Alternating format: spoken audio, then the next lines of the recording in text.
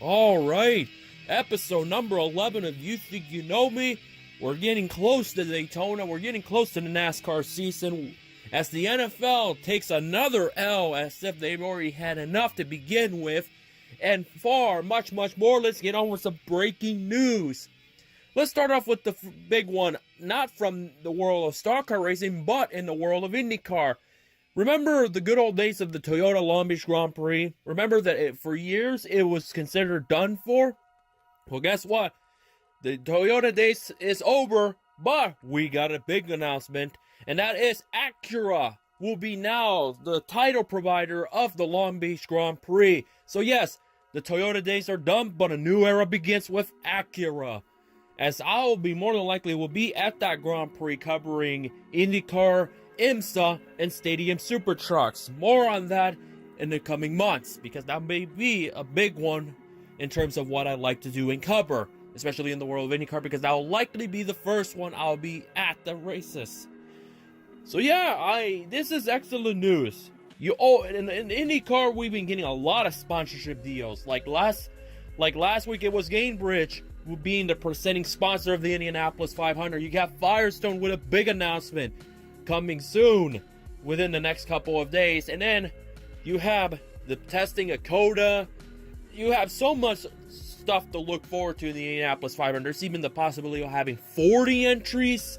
The qualifying system will remain the same with bump day on Saturday, with 5:50 being the ultimate deadline. 5:50 p.m. at the circuit, and on Sunday will be pole day. Some, including myself, honestly, would want pole day to be Saturday and then bump day on Sunday. However, the Preakness will be on that Saturday, and that will be, of course, on NBC, because NBC own the rights of telecasting the Triple Crown, which is the Kentucky Derby, Preakness, and Belmont.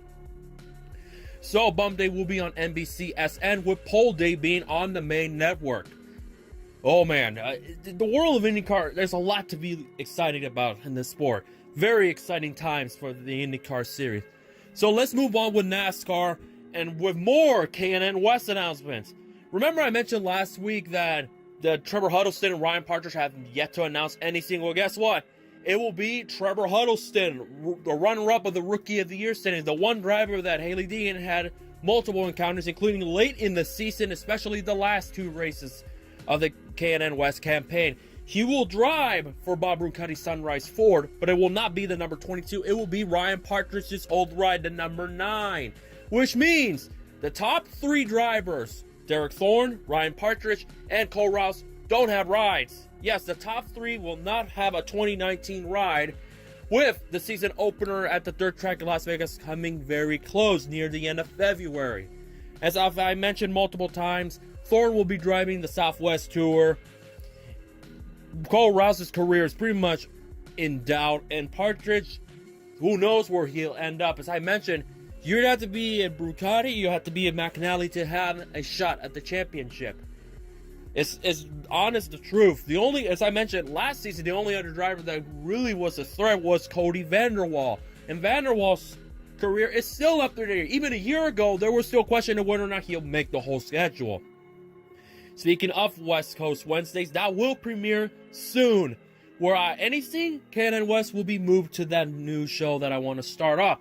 Not only that, General Tire, ARCA's tire supplier, will now be exclusive to the K&N East, K&N West, Pinty's, and the Peak Mexico series. So gone is Goodyear and hello General Tire, and I honestly believe that has a lot to do with the transition to 2020. Remember, ARCA, NASCAR bought ARCA. So in 2020, ARCA, as we know, will be drastically different, and also K&N. Because that's been planned, so another major move and a major transition for the ARCA, slowly evolving to join the NASCAR's sanctioning body. As far as General Tire, it is what it is. I'm not sure how it'll help. I'm not sure if it will reduce some costs, and then maybe we'll have some more entries. But those tire suppliers are tire suppliers. So remember a year ago there were talks that Continental wants to jump into the world of IndyCar. So there'll be Continental and Firestone. That has never come into fruition since that whole rumor was starting to circulate that Continental themselves want to enter Not IndyCar asking them, but Continental asking IndyCar that they are interested. So a little bit of tire discussion, but yeah. Another big one that just happened about over an hour ago as I'm recording this. Casey Mears. Yes, remember Casey Mears? He will be back. He will be back in a Germain car. No, he's not replacing Ty Dillon. He will be in a second Germain car. He'll be driving the number 27 Chevrolet in a huge collaboration effort as the big involvement came from Jay Robinson of Premium Motorsports. There's been rumors if that 55 car that Premium has will either run or not. That is likely what the old 55 car will become for the 500. So what does this mean? It'll be the first time since 2011 at Atlanta when Mears was driving the 13 and Dave Blaney driving the 60. Remember the good old red number 60 that Mike Skinner predominantly drove? Yes, that was a Germain car. So yes, for the first time since 2011, there will likely be 2 Germain cars trying to make the 500. And why is he trying to make? Because Mears is running a non-charter car. He will be, at the very moment, one of 8 drivers racing for 4 spots. Yes, there's likely going to be 44 cars in the 500 with J.J. Yaley in the number 7 for NY Racing, and then Parker Kligerman in the 96. Those have yet to be official. But according to Bob Pockrass and multiple sources, that could be the case, that we'll have 44 cars trying to make the 500. Remember, 4 spots, 8 drivers trying to race their way in. Which means, in addition to that, Tyler Reddick will drive a 3rd RCR car, the number 31. Which does not have a charter because that old 31 is what the 8 car is of Daniel Hemrick. So we'll have an interesting, exciting, and fascinating Gander RB duels at Daytona, because it just means we're going to have intensity. We're going to have something meaning. Remember last year it was only 40 cars. It was just like a ballyhoo race. It's a hooligan race. And this hooligan race has now had some intriguing value. Fine. And I think with Mears and Reddick announcing their deal, it's just all confirmed that we will have cars going home. Which, for those duels, that's what it's all about. Not just to figure out where they're starting, but who will go home. So at the very moment, you have Mears, Reddick, the possibility of Yaley and Kligerman, to name a few, they are trying to race their way in the Daytona 500, which will be next Thursday. And I mentioned it in my last episode that I will be at the Great American Race, covering not just the 500, but also the NASCAR Racing Experience 300 and the NextEra Energy Resources 250, along with the Duels and Media Day. As far as how am I going to execute it, I will talk about it in a different video. A lot of NASCAR news to tell you. Not just that, the new rules package, they tested it in Las Vegas. A lot of mixed feelings. Some people don't mind it. Some people are thinking, oh, they're trying to be like IROC. What you saw in IROC, that's what NASCAR would like to assume that's going to happen. Based on what we saw in Las Vegas on a cloudy day, and what the fans, a lot of people saw, if you didn't see Black Flag Matters' stream or Jeff Gluck, what you just saw was a little glimpse. I'm going to tell you based on what I saw from them. I have some assumptions how I feel regarding what I saw from BFM and Gluck's videos. But I'm only focusing on what the majority saw on the live streams the first 4 hours. Xfinity cars are actually quicker, slightly quicker. The times are averaging 2 seconds slow, and single car runs compared to Brad Keselowski and Austin Dillon, who were the fastest cars at Vegas, one of the fastest cars. Single car runs, they were 2 seconds slower than Eric Jones's pole speed in September. And initially, my error on my part, not thinking about it right away, I said to myself, their speed were rivaling the 98, 99 pole speeds in Las Vegas. Then I realized that's a different Vegas. They didn't have the banking, so of course they're going to be slightly slower and different. So I decided, let me compare it to another similar track that is reasonable, like Kansas and Chicagoland. They're rivaling, or maybe slightly slower than the 2001 pole speeds, like with Jason Leffler at Kansas. So of course, here's the thing. I already knew the speeds were going to be slower. They've been saying it multiple times that they're going to be slower. Don't expect anything. If you can not think so much about how their cars slow, but just see the quality of how they're running, then I can do away with it, which I have, because I don't. It's like speed is speed, to be brutally honest. But based on what we saw, very difficult to pass. The high line, the low line, you can make a move, but you cannot clear them. It's very difficult to clear a driver. Austin Dillon and Jimmy Johnson did every moves. And here's the thing that what some people saying about cars passing with these. They're trying stuff. They're experimenting. So they could be deliberately going off the paces to see how they run with the pack. But if you're leading, you're in good hands. But you don't pull away like an epic proportions like Martin Truex Jr. did at Fontana. You actually you'll hang on to the lead just fine, but you're not pulling away. And after a long run, you just slightly pull away, but not in epic proportions. So there's one pro, but the con is difficult, very hard to pass. The outside line seems to be more favorable, but the inside is very hard. Right? So I applaud those who were trying, like Dillon and Kyle Busch, because Keselowski was pretty much controlling the pace in the live stream. And then from the other clips from Gluck and BFM, you saw some slight improvement, but it's just a matter of certain tracks. But a lot of people are not liking it a lot. I'm in the in-between. Until we see it at Atlanta, then we'll have an idea. And then, of course, when they come back to Vegas again in a month's time, we'll see how they fare. But as far as being compared to IROC, we'll see. I don't think there's much you can really compare to IROC because there's 12 cars. It would be interesting to see how they do when there's 40 cars. Well, 36 to 40 cars, because with Cup, that's the range. Xfinity, you'll have 40.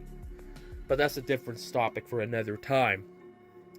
Not just that we're going on. There's been a lot of stuff going on. And I mentioned about, let's recap back to last week when I was talking about Ty Gibbs and the DGR-Crosley fiasco. Is apparently Ty Gibbs, and I just realized that Ty Gibbs is an ARCA driver. I knew he was an ARCA driver, but he was not even tending to run K&N East at all. That's the Gray car. That's Gray's car. Tanner Gray, Tyler Gray. The former NHRA Pro Stock driver. That's the driver of the 17. It's like he said, she said kind of thing. NASCAR says that it had a K&N engine. But DGR in defense are saying that they were doing an ARCA test because Gibbs is an ARCA driver. Fortunately for Gibbs, he went on to win one of his races that he competed in. So if all else fails, Gibbs won something. The question is, how will he fare in the long run? Because you look back at JD Gibbs, you look back at Coy Gibbs and their NASCAR career, so you look at the numbers. Time will tell how to do. The matter of fact that Ty Gibbs has Monster Energy as his primary sponsor, that lucky son of a gun, I tell you that. Because normally when it comes to Monster Energy, they go with name value. Gibbs is a name value, but Ty as a driver is not quite there yet. So there's some optimism in there. Another news in NASCAR is Josh Bilicki will drive for RSS Racing in the number 38 Dr. Squatch Company. When you look at the paint scheme, doesn't it remind you of a Grand Theft Auto 5 car? Not just because of the text font, which I use on the title card, but look, doesn't it look like a Grand Theft Auto 5 car to you? But yes, he'll be moving away from JP Motorsports, the 45 car, to the 38. He'll be teammates with Jeff Green and Ryan Sieg, and Bilicki will drive the whole season in that 38 car. It's not a bad looking car. You want to talk about sexy looking cars? Look at Landon Castle. I'm telling you, StarCom, E-Step, I don't know how to word you forgot about StarCom. StarCom Racing has been delivering some badass paint scheme. Just look at it. Look at it. It's the Permatex car. I mentioned in a joke a couple episodes ago that I said, if they don't get a sponsorship for the 300 mile, I'm going to call it the Permatex 300 just for screw it reasons. I will be seeing a Permatex car. And I'll probably be taking a good chunk of photos of that Permatex car. Then you look at David Rankin's 38. Beautiful. Cole Custer's car. Magnificent. They're delivering a lot of W's. There's some big W's. Paint schemes for Speed Weeks. The only one I'm not fond of is Eric Jones. When you look at Eric Jones, it looks so underwhelming for the 500. It's like, compared to everybody else, that one's probably the worst one of the bunch. But everybody, doing pretty good. They're doing pretty good. Those StarCom paint schemes, man, I'm telling you, they're great. And now, let's transition to music / Super Bowl. And I'm gonna say this right now: Seven Rings is still number one. Screw the song. I'm done talking about it. Let's move on to one with the halftime show. I took a shower. Ain't no way I was gonna watch Maroon 5. I made up my mind. I was like, you know what? good things come to an end. For the first time since 2005, I didn't watch the halftime show. The reason why I didn't watch 2005 because I only saw the latter end of the Super Bowl, and I remember the score so vividly that I got candy as a prize at PE class the following day. Still remember it. That's one horror story that I had in that gym that kind of carries on to this day. And when I see some substances, it involves blood, and I'll probably tell this right now real quick. So at around, 2004, in the fall, months before the Super Bowl, so there was a world game of dodgeball that got so brutal that somebody busted wide open. I completely passed out, and the fact that somebody got busted wide open, it probably has a lot to do because I had the aroma and the trauma effects of waking up at 4 a.m. during summer vacation with my great grandfather, and how they set up chicken and all that, and it just was not a pretty sight. Not a pretty sight. I got over the trauma, but so when you see someone busted open at the age of 10, it's not a pretty sight. Not a pretty sight at all. But it is what it is, man. It is. Halftime show. Yeah, I decided, you know what? I'm not gonna watch it. I endured the Black Eyed Peas. I've endured Katy Perry. I've endured Madonna. This one, I was like, no, I'm not interested. If they bring David Glenn Isley doing Sweet Victory, I'll give it a look. Travis Scott, it's like, what is he gonna perform? You can do Sicko Mode, but you need Drake. Oh, by the way, the Drake Jinx is real. I bought it. I think everybody can agree that Drake is the Jinx master of sports. Because he wore a Rams jacket, and guess who lost? The Rams. Moving on. Well, there was Drake, but not in the way that fans were expecting it. And the fact I just think Maroon 5 is one of the most overrated acts of all time. Because there's only like, I think, 2 songs that I like, and then the other ones are meh, the other ones are garbage. Then when I found out that Move Like Jagger was likely going to be on the set list, I was like, nope. I don't care if Big Boy saves the show. For me, if it was Big Boy and Andre 3000 Outkast, I tuned in. For that. Nothing else. I still firmly believe, even though Papa Head will say is no big deal. Well, speaking of Papa Head, he'll be in that Zac Efron movie involving Ted Bundy. Metallica's got to be in. He's got to do it at some point. Likely it won't happen. The same thing with Weird Al Yankovic. But we found out that petition, no matter what you petition for, it may not work out or it'll be half-assed. And that's what we thought. Everybody saw had half-assed tribute of Stephen Hillenburg and the Sweet Victory. All there was a new animation of Squidward, which everybody knew Squidward was going to be involved somehow. And then guess what happened? They did the trumpet part, and then you heard Drake, and then Young Fuego, Sicko Mode, and then boom, Travis Scott. So yes, SpongeBob was used for Sicko Mode. I don't mind Sicko Mode. I think Sicko Mode is one of the better #1 songs in recent memory. I think I gave it a 3 out of 5 or 3.25. Probably will rise a little bit more if 2019 keeps sucking in horrorness with the #1 songs. I've done that with 1 or 2 songs already over time. There's still no 5 out of 5 from me this decade. There hasn't been. I don't think any song in my eye deserves warrants a 5 out of 5, except for maybe Happy by Pharrell Williams. Maybe. We'll see how it goes. But yes, I didn't saw it, but when I put a Facebook post, said, what do you think of it? And if you want to comment about it, feel free. And about 40 people, 30 of them said it sucked. It failed. A big fail. No soul. And then about 12 gave it a pass. Those 12 probably are Maroon 5 fans, or they just liked it all together because, well, Travis Scott was in the act too, so. They had one job. The NFL betrayed a lot of people. And the memes. Gotta love those SpongeBob memes. They get funnier and funnier, especially with those clips. You see what SpongeBob, the show, 20 years on, the SpongeBob is still talked about. Mostly the classics with the memes and all that. I think it'll carry on to eternity. There's some Simpson stuff then and there, but it's mostly SpongeBob I've seen lately. It's been there for a long time. But yeah, I was not going to enjoy Maroon 5. And considering the fact the commercials were absolute fucking garbage. It's too much agenda, too much trash. The only ones I actually liked was Andy Warhol's Burger King ad, the Microsoft ad with the kids. That one I did enjoy. It has genuine value. And nothing. Oh yeah, Toy Story 4. Didn't saw the Adventures because apparently it happened before kickoff. That was the one commercial I was looking forward to the most. It's just to see the Adventures Endgame ad. Apparently it happened before kickoff, according to some people. Great. I told them, it's like, if the Adventures is on, let me know. They didn't let me know. Because they didn't air it. Seriously. Underwhelming Clydesdale Budweiser ad. Come on, Budweiser. You're better than this.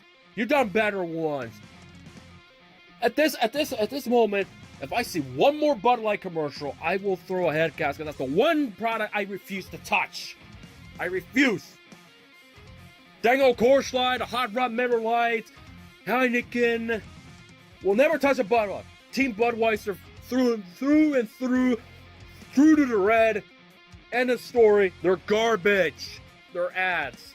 Budweiser was underwhelming. However, there's one that rose to the occasion. That is the NFL 100th anniversary commercial. When the league's advertising is the best one out of the whole bunch, you got a problem. Everybody's got to step up their game in the world of advertising and advertisements alike.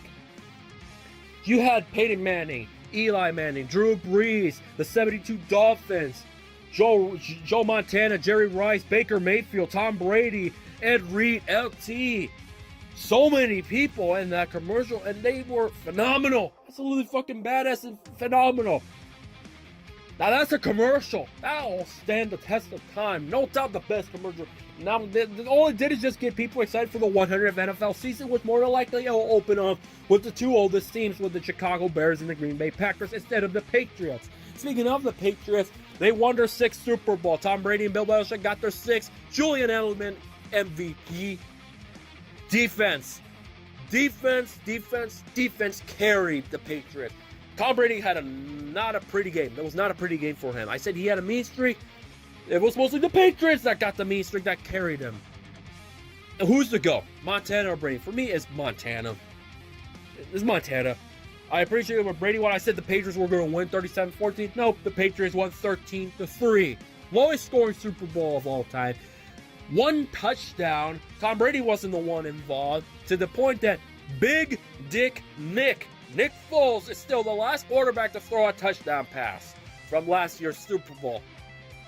Will you believe it? Nick Foles is on the record book for now. Scoreless at half. No, it wasn't scoreless at half. It was slow scoring. The lowest in through 3 quarters. The fewest touchdowns through 3 quarters. 0. It's the lowest scoring game from a winner, and the biggest margin of victory from a Patriots Super Bowl win by 10.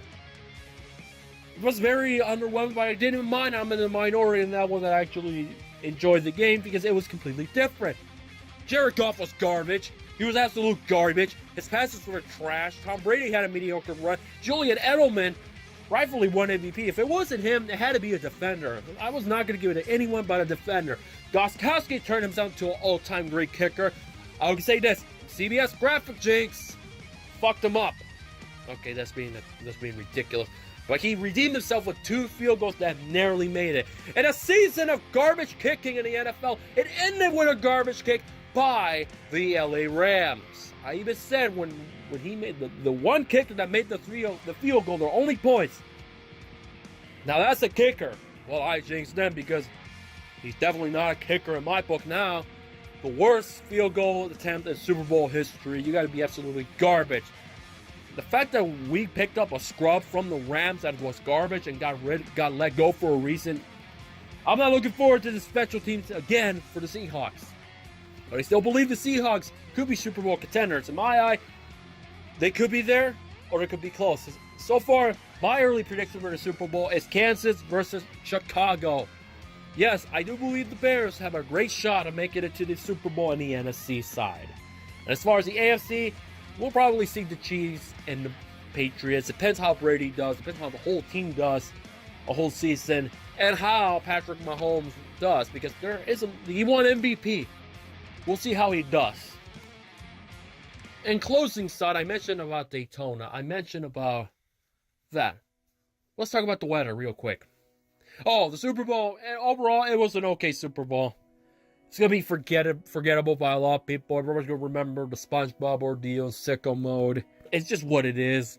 But football season is just well over 200 days away from it. Speaking of 200 days, August the 3rd, 2019 will be significant. And that's as far as I'm going to say about August 3rd, 2019. In the coming weeks and months, I will discuss more what August 3rd, 2019 could mean. If I get this little blog thing going, I doubt I'll even blog about it. I'll discuss more about it. And Boss is one of my closest friends in that significant day. But the weather is not good where I'm from right now. It's snow. It's icy. It's in the 20s and teens. It hit 0 last night. The roads are bad. We finally got snow in the state of Washington all winter. It said it was going to be 6 weeks to go till spring. My ass. Because it's just the moment, because Groundhog's Day, how the system works. My ass, it looks like it's going to be here. It's going to be here like normal. It's not going to be 6 weeks. I doubt all the snow will go away in 6 weeks' time.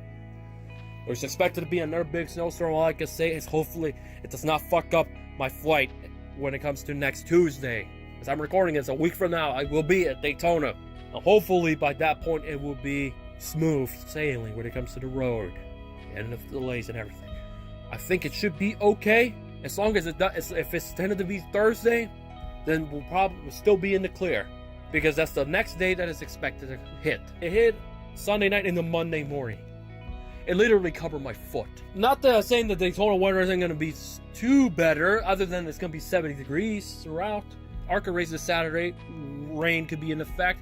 It will be raining until Thursday. Thursday through Saturday it will be clear skies. Sunday should be partly cloudy. What I saw yesterday, it's going to be a 2015 Daytona 500 type of conditions. You see some clouds popping up, it will be sunny. We'll see how it goes, but 1 week? What is there to say? 1 more week to the 500. This is going to be a huge one for me. It's going to be a huge one for my career. It's going to be a huge one for the site that more than one person will write for that site about the 500. I'm looking forward to it. I got my camera. I got stuff ready. I'm just ready to go. I just want this season to get hella fucking going. As good old Lars Ulrich said. That's really all I got to say. I wanted to get this out a little bit earlier than the traditional Thursday. So yeah, that'll do it for You Think You Know Me, episode number 11. So until we meet again, hopefully you guys survive the winter storms that are going on. Hopefully the weather where I'm from clears up a lot more. And by golly, next week, Daytona, there will be a special You Think You Know Me regarding Speed Weeks. As far as the Daytona 500 Red Flag video, it's currently under production. In the meantime, catch you guys later.